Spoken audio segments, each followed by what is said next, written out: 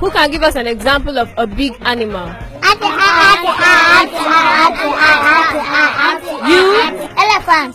Good. You? Donkey. Good. Chukwemeka? Koleiaj. Goliath is not an animal. Emanuela? The fish.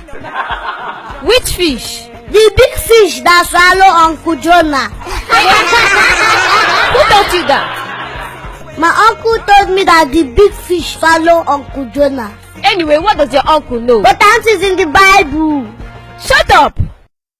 Listen, I studied zoology. There is no way a whale can swallow a human being because it has a small throat. Anyway, you're my teacher. You know better.